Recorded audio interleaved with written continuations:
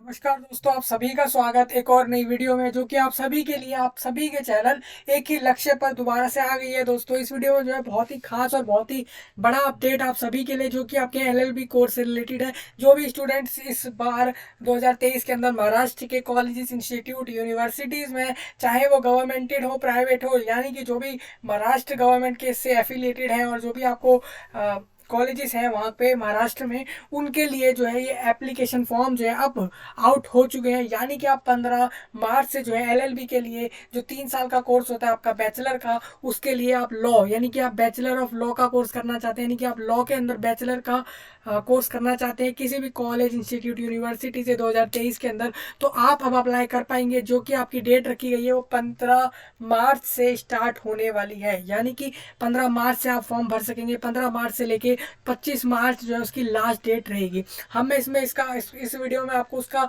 Notice भी दिखाने वाला हूँ, जो नोटिस आया है इस एग्ज़ाम के स्केड्यूल से रिलेटेड। साथ में मैं आपको ये भी बताने वाला हूँ कि इस एग्ज़ाम के लिए आपको क्या क्या रिक्वायरमेंट लगेगी, यानी कि आपकी आईडी प्रूफ कौन कौन सा चाहिए होगा, फोटोग्राफ, सिग्नेचर को क्या क्या डॉक्यूमेंट चाहिए होंगे, क्या एलिजिबिलिटी होगी, एज लिमिट है कि नहीं है, और कौन इस एग्ज़ाम को दे सकता है, कौन नहीं दे सकता है। और मेन बात यहाँ पे एक और ये भी है कि क्या अगर आप किसी कास्ट बेनिफिट कैटेगरी में आते हैं, जैसे कि बहुत से कैंडिडेट SC ST इन कैटेगरी से, कम्युनिटी से आते हैं, हालांकि EWS और OBC ऐसे कैटेगरी से भी स्टूडेंट होते हैं, तो उनको क्या कुछ फ़ायदा मिलेगा एप्लीकेशन फॉर्म की फ़ीस के अंदर, या फिर आगे चल के एडमिशन के बाद।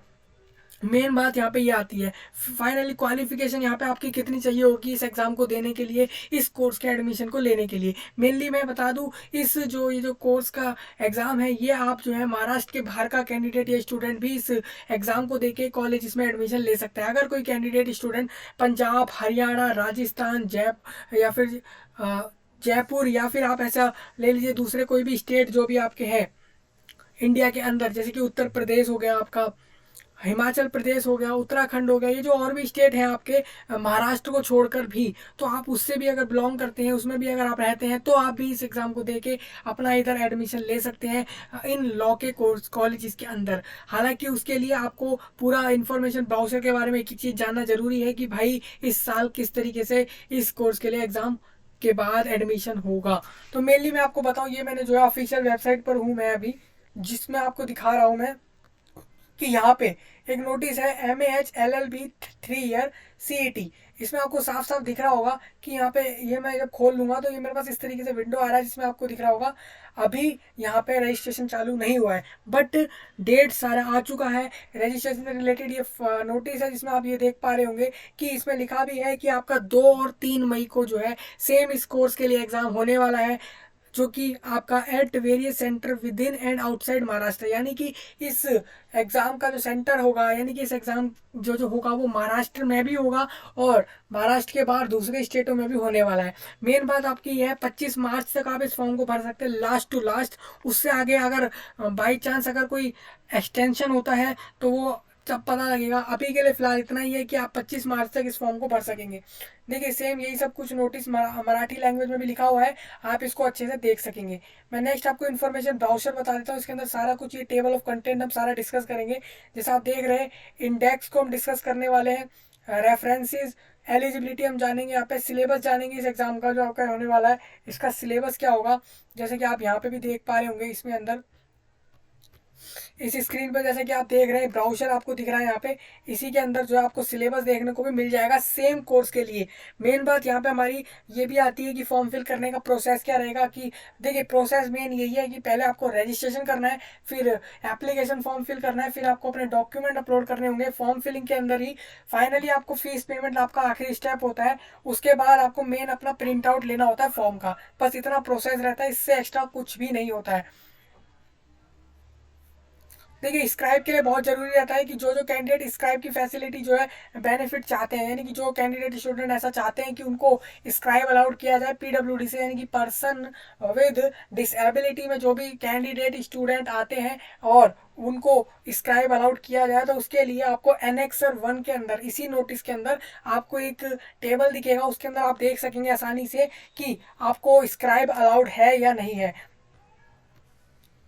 देखिए, अभी एडमिट कार्ड से रिलेटेड कोई डिटेल नहीं है, एडमिट कार्ड बाद में आपको बताया जाएगा। इसमें ऐसा कुछ भी एडमिट कार्ड से रिलेटेड कुछ भी यहाँ नहीं बताया गया है।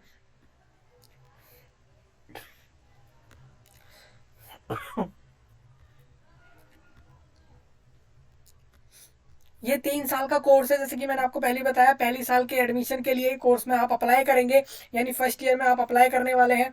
सेम देखिए यहाँ पे क्या बोला गया है, the admission to the following institute will be done by the authority provided are approved and recognized by government of Maharashtra and are affiliated to any of the non agricultural university in the state of Maharashtra state. The government college offering LLB, वो सारे government colleges जो कि LLB आपको offer करते हैं course, वो सारे इसके अंदर आएंगे। सारे government aided colleges including aided minority institution offering, जो भी ये सारे माइनॉरिटी इंस्टीट्यूशन जो भी हैं और आपको LLB अगर ऑफर कर रहे हैं तो आप इसमें एडमिशन ले सकेंगे। सारी यूनिवर्सिटीज़ की डिपार्टमेंट जो ऑफर करती हैं आपको LLB, उसमें आप एडमिशन ले सकेंगे। सारी यूनिवर्सिटी जो जो यूनिवर्सिटीज़ मैनेज इंस्टीट्यूट है जो आपको LLB ऑफर करती हैं कोर्स, उसमें आप एडमिशन ले सकेंगे। साथ में all unaided colleges including minority institutes institutions offering, मतलब वही सब बात है। महाराष्ट्र के अंदर जितने भी आपके गवर्नमेंट कॉलेजेस इंस्टीट्यूट यूनिवर्सिटीज़ हैं जो आपको ये सेम ऑफर करते हैं सेम कोर्स, तो आप उसमें एडमिशन ले सकेंगे। देखिए एलिजिबिलिटी में बता दूं आपको, सिंपल सी बात है, यहाँ पे आपका इंडियन होना जरूरी है। आप अगर इंडियन कैंडिडेट है, इंडियन स्टूडेंट है, एस्पायरेंट है, यानी कि आप इंडियन सिटीजन है, तो आप इस एग्जाम को एक्चुअल में दे सकेंगे।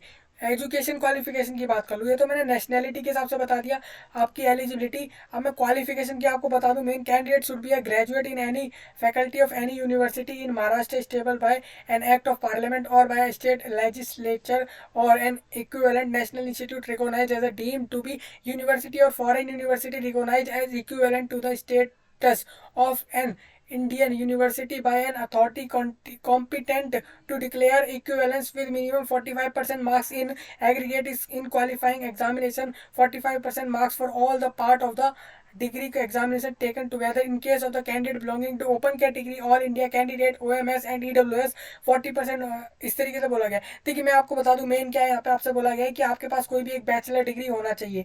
यहाँ पे मेन आपको बोला गया है आपके पास 45% मार्क्स उसके अंदर होने चाहिए, और 40% मार्क्स के लिए 40% मार्क्स उनके लिए हैं जो SC ST कैटेगरी से हैं और महाराष्ट्र स्टेट से हैं, तो उनके 40% मार्क्स एक्सेप्टेड हो जाएंगे इस एग्जाम के लिए अपीयर होने के लिए।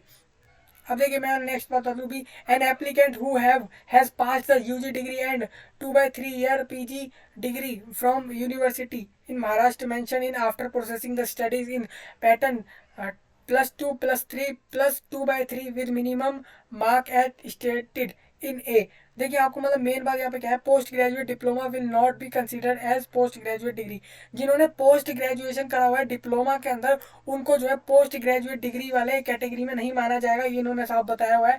नेक्स्ट यहाँ पे भी बोला है कि provided that the candidate who have passed +2 certificate और first degree certificate by distance और correspondence method shall also be considered as eligible for 3-year law course, provided that no candidate from the open university having a degree of the UGC Act regulation of rules of legal education shall be eligible. The qualification of 10th 12th and graduation may be obtained through any more distance open schooling method. The applicant must obtain basic qualification for admission to 3-year law course for which the basic qualification shall be The applicant must obtain basic qualification for admission 3-year law course for which the basic qualification shall be 12th, which shall be required to be followed by 3-year graduation, provided that the candidate who are appearing or appeared for the qualifying examination UG or PG regular examination are also eligible to apply for the entrance exam. Such candidate become eligible for admission only if they produce the provisional degree certificate of the qualifying examination and the marks list of all parts of the qualifying examination at the time of CAP application form filling. Government of Maharashtra, ये देखिए main बात मैं आपको बता दूं यहाँ पे क्या है, यहाँ पे बोला जा रहा है साफ साफ कि आप अपना 12th पास होने चाहिए और आप अपने किसी भी बैचलर डिग्री के अंदर आप फाइनल ईयर में हैं और उससे अगर पास भी हैं तो आपके लिए मिनिमम जो है एलिजिबिलिटी रहेगा इस एग्जाम में अपीयर होने के लिए। सेम इसी तरीके से अगर आप पोस्ट ग्रेजुएट करे हुए हैं तो बहुत बढ़िया बात है, तो आप भी इस एग्जाम को जो है दे सकेंगे। हालांकि पोस्ट ग्रेजुएट डिग्री होना चाहिए, ना कि वो डिप्लोमा होना चाहिए। अगर डिप्लोमा है तो साफ साफ बोला गया है कि आप इस एग्जाम को नहीं दे सकते। तो इसीलिए जो है ब्राउजर में एक एक चीज़ डिटेल में दी होती है, जिससे आपको इजीली क्लियर हो जाता है एक्चुअल में कि आप अप्लाई कर सकते हैं या नहीं कर सकते हैं। हालांकि मार्क्स जो यहाँ पे बोले गए हैं 45% मार्क्स बोले गए हैं आपसे। All India candidate outside Maharashtra के लिए 45% मार्क्स आपके मांगे जाते हैं यहाँ पे।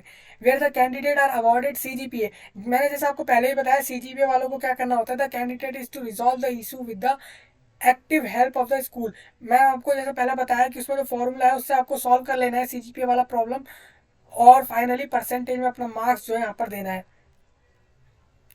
अब देखिए कैंडिडेट की टाइप क्या क्या हो सकती है कैटेगरी में। एलिजिबिलिटी मैंने आपको बता दिया, इंडियन होना आपका जरूरी है। एज लिमिट यहाँ पे कोई नहीं बोली, एज अपर लिमिट कुछ नहीं बोला गया, आप 30 35 32 के हैं, आप इसको एग्जाम को दे सकते हैं।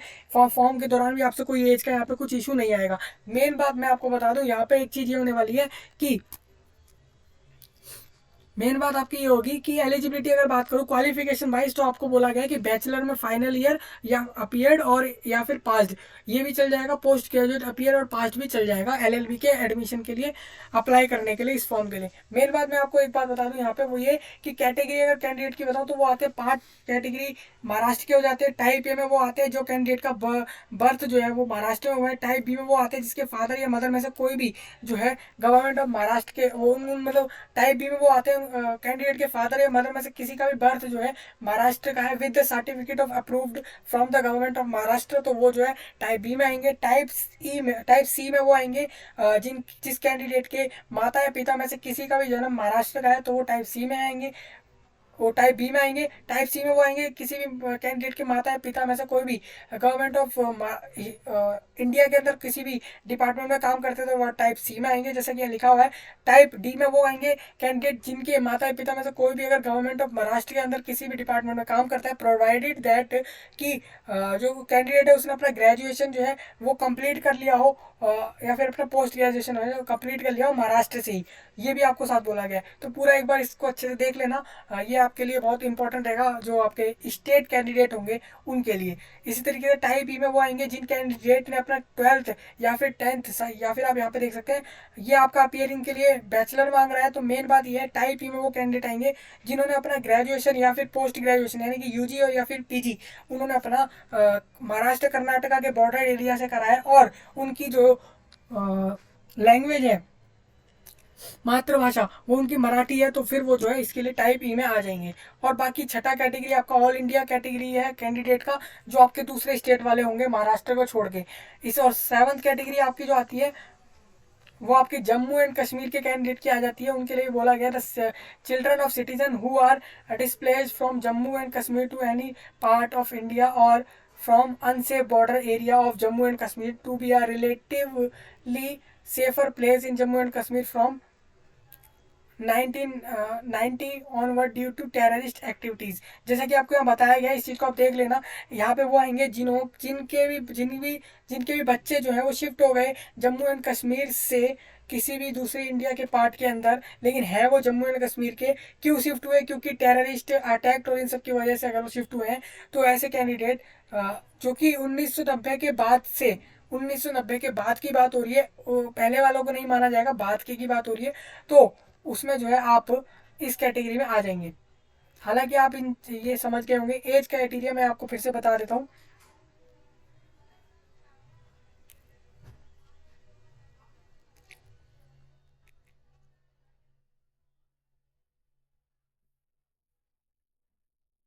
देखिए if age limit is made applicable it will be 30 years age for open category candidate and 35। देखिए यहाँ पे मैं आपको बता दूं, मैंने आपको जैसा बताया था एज लिमिट में कुछ वो नहीं है। यहाँ पे कोर्ट का एक ऑर्डर था, उस कोर्ट के हिसाब से जैसा कि लिखा भी है हाई कोर्ट जो है मुंबई का बॉम्बई का, उसका एक ऑर्डर था, उसके हिसाब से ये बोला गया अगर एज लिमिट की कोई बात आती है, एज लिमिट अगर देखा जाता है एडमिशन के लिए, वैसे तो बोला नहीं गया कुछ देखा नहीं जाएगा, हालांकि अगर देखा जाता है बाई चांस तो आपका 30 एज रखा गया ओपन कैटेगरी के लिए।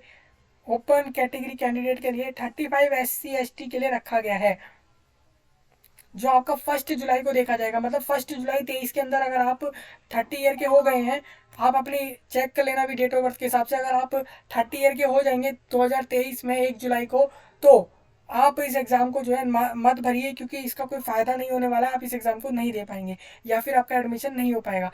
ये ओपन कैटेगरी के लिए बात करी। इसी तरीके से SC ST भी देख सकते हैं। ये सिर्फ स्टेट ऑफ महाराष्ट्र, ये महाराष्ट्र के स्टेट के बारे के स्टूडेंट में जो है यहाँ पे मेनली बात हो रही है।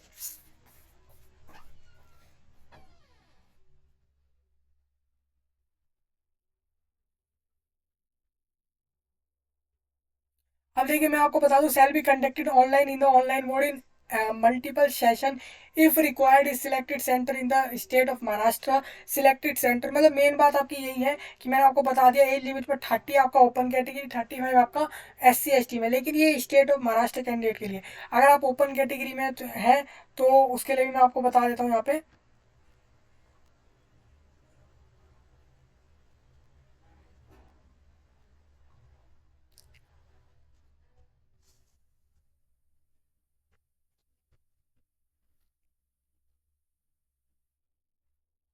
अब देखिए फीस का ऐसा रहेगा, 800 फीस आपको ऑल इंडिया कैंडिडेट को और 600 रिजर्वेशन इन महाराष्ट्र कैटेगरी कैंडिडेट को पे करने होंगे इस फॉर्म की फीस के संदर्भ में। आपको ये बात मेन रहेगी।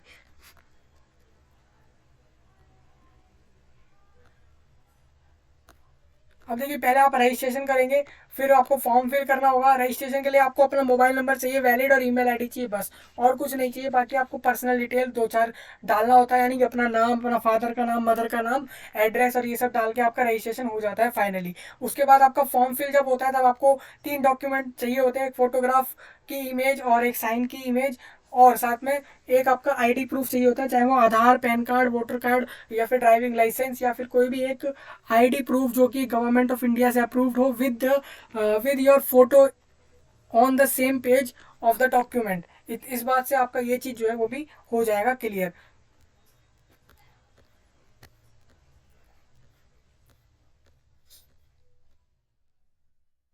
टेस्ट सेंटर जैसे कि मैंने आपको बताया महाराष्ट्र के बाहर भी हैं और महाराष्ट्र में भी हैं।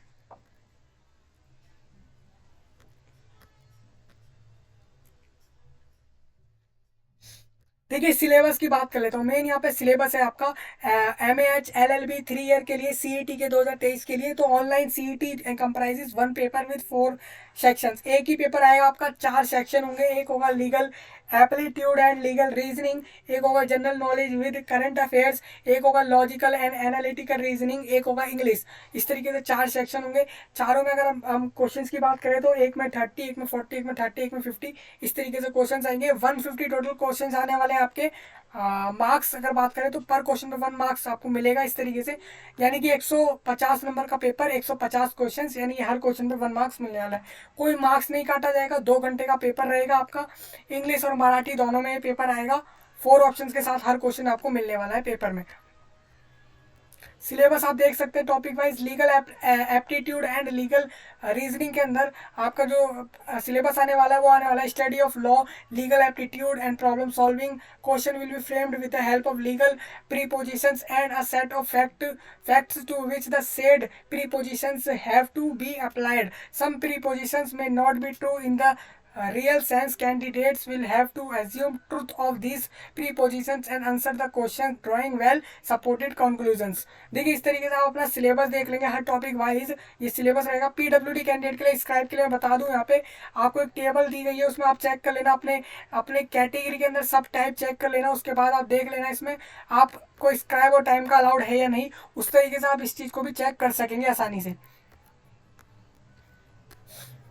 अब देखिए जैसे मैंने आपको बताया ये एक CET ऑनलाइन एग्जाम होगा, तो इसमें आपको ऑनलाइन एग्जाम के अंदर इस तरीके से आपको ऑप्शन दिखेंगे स्क्रीन पर। जैसे कि रेड ऑप्शन दिख रहा है तो मतलब कि आपको वो क्वेश्चन का आंसर आपने अभी नहीं दिया है, ऐसा मतलब आप समझ पाएंगे। हालांकि ये CBT एग्जाम एक कंप्यूटर बेस्ड टेस्ट एग्जाम होता है, यानी कि एक स्क्रीन पर आपका एग्जाम लिया जाता है। अगर आपको नहीं पता ये स्क्रीन पर एग्जाम होते कैसे हैं, क्योंकि मोस्ट ऑफ द पेपर्स आज तक पेपर पर ही होते थे, अब CBT एग्जाम में ही होते हैं, तो आपको नहीं पता तो आप उस वीडियो को जरूर देखें। उसमें सब कुछ बताया हुआ है कि CBT एग्जाम कैसे होता है।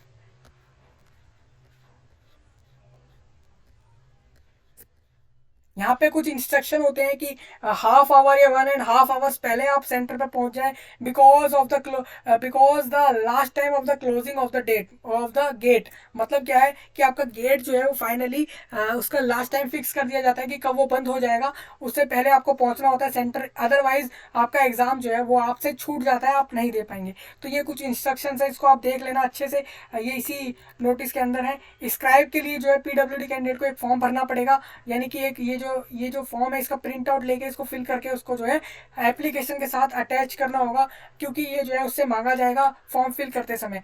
और उससे एप्लीकेशन और उसके साथ में सर्टिफिकेट नंबर भी मांगा जा सकता है, जो आपके सेम स्टेट के कैटेगरी में आ रहे हैं। मतलब जो आपके महाराष्ट्र के अंदर SC ST कैटेगरी में आ रहे हैं, तो वो अगर 600 रुपीज़ पे कर रहे हैं फॉर्म का, इसका मतलब ये है कि उनसे सर्टिफिकेट की डिटेल्स ली जाने वाली हैं। तो इस हिसाब से आप जो है इस तरीके से आपको अपने डिटेल्स जो है देने पड़ेंगे।